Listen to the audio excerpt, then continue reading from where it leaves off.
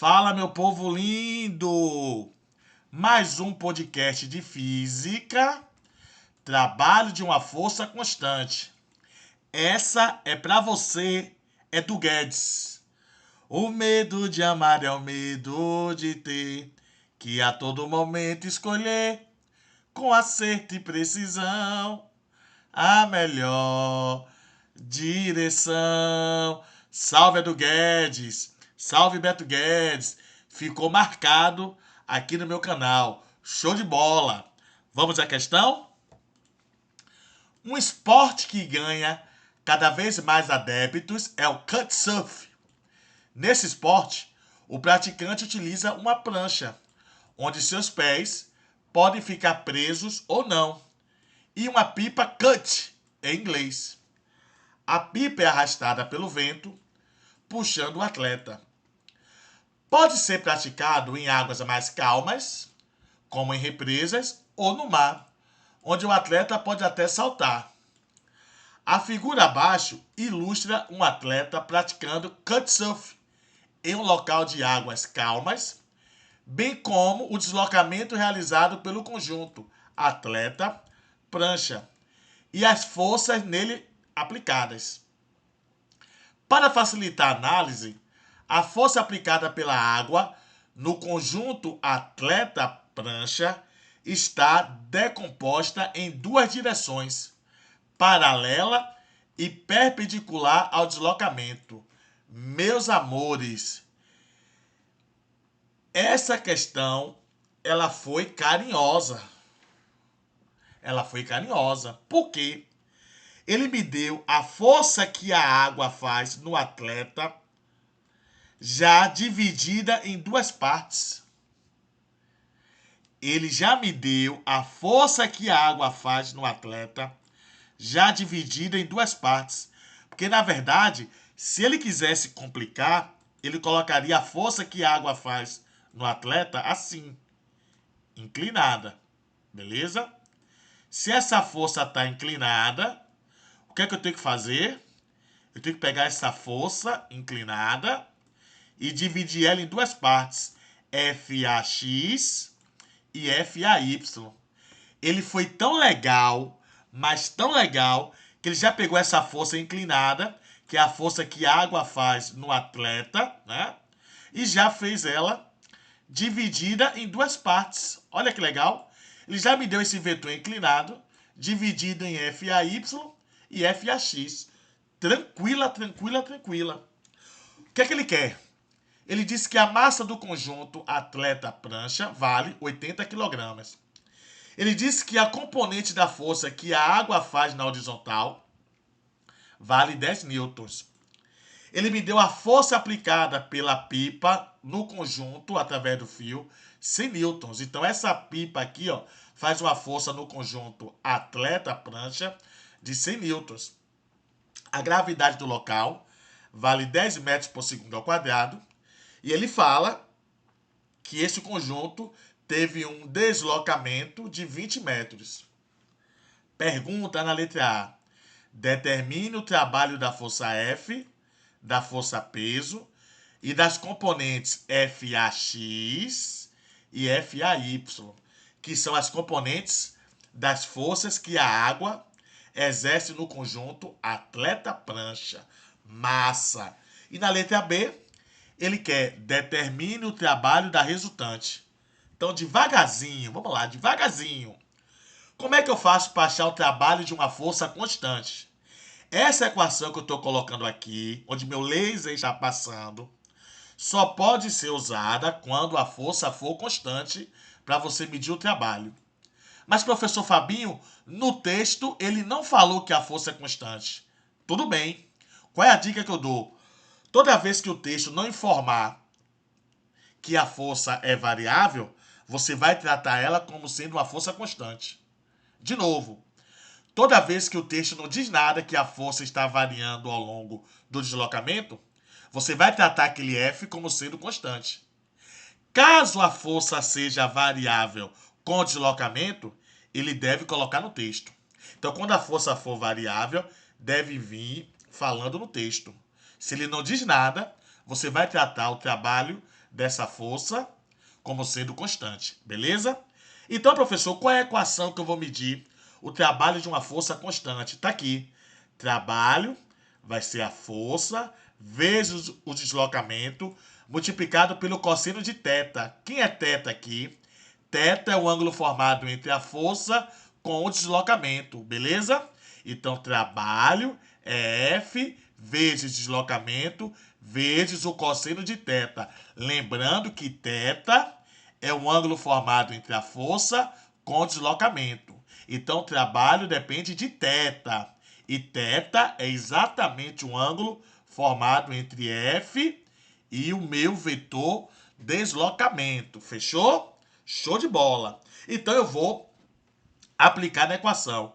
Quanto é que vale essa força F que ele me disse no texto? Tá aqui, ó. A força F, 100.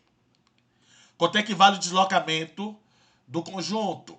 20 metros.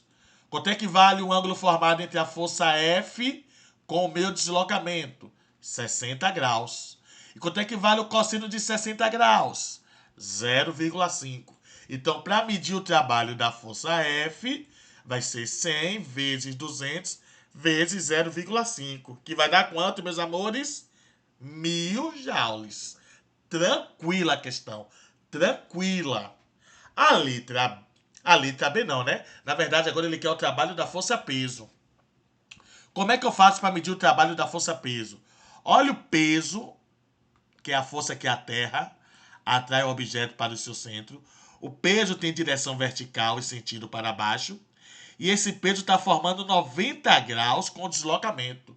Aí eu trouxe aqui a minha representação. O deslocamento está para a direita e o meu peso está para baixo, formando 90 graus com deslocamento. O que foi que o Fabinho ensinou? Toda vez que a força formar 90 graus com deslocamento, como é que fica a equação do trabalho?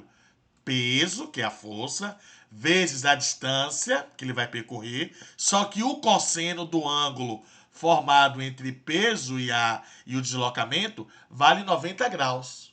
E o cosseno de 90 graus vale quanto? Zero. Zero multiplicando todas as variáveis vai dar zero. Então, o trabalho da força-peso para essa situação é zero. Então, eu vou dar mais uma dica. Toda vez que a força formar 90 graus com o deslocamento, o trabalho é nulo. Acabou. Qualquer força que forme 90 graus com o deslocamento, o trabalho é zero. Então, para essa situação, a força-peso não realiza trabalho. Agora eu vou medir o trabalho da força que a água faz no conjunto na direção horizontal. Meus amores, a força que a água faz na direção horizontal está para a esquerda. E o deslocamento está para a direita. Quando a força e o deslocamento têm sentidos opostos, o ângulo entre eles vale quanto? 180 graus.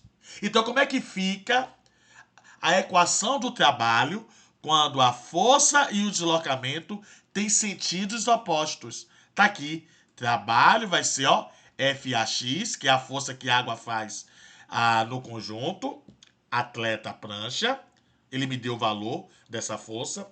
Vezes o deslocamento, vezes o cosseno do ângulo formado entre a força com o deslocamento. Quanto é que vale o ângulo formado entre a força e o deslocamento quando ambos têm direções iguais, ambos são horizontais, porém em sentidos opostos? 180. Então, eu vou colocar aqui o cosseno de 180 graus. Quanto é que vale o cosseno de 180 graus? Menos 1. Então, como é que fica o cálculo do trabalho de FAX? Vale 10. A distância vale 20 e o cosseno de 180 graus menos 1. Multiplicando todo mundo, o trabalho de FAX vai dar quanto? Menos 200 joules. Acabou. Tranquila. E agora ele quer o trabalho de FAY. Apesar que ele não me deu o valor de FAY, pelo raciocínio lógico e concreto, FAY e ΔS está formando que ângulo? Diz aí para mim. O FAY e o ΔS está formando um ângulo de 90 graus. O que foi que o Fabinho explicou? Toda vez que a força e o deslocamento formam um ângulo de 90 graus, o cosseno de 90 vai ser quanto? Zero. Zero multiplicado pelo valor de FAY vezes o valor de ΔS. Tudo isso vai dar zero, né? Se o cosseno de 90 é zero, multiplicado pelo valor de ΔS de FAY, o trabalho vai ser nulo. Mais uma vez eu vou bater na mesma tecla. Força e deslocamento formando um ângulo de 90 graus, não tem trabalho. Então o trabalho é zero. Acabou a questão. Eu já sei o trabalho de FAY, que é zero. Achei o trabalho de FAX, que deu menos 200 joules. Achei o trabalho do peso, que deu zero. E achei o trabalho de F, que deu 100 joules. Acabou. Agora eu vou para a letra B. Na letra B, ele quer qual o trabalho da força resultante.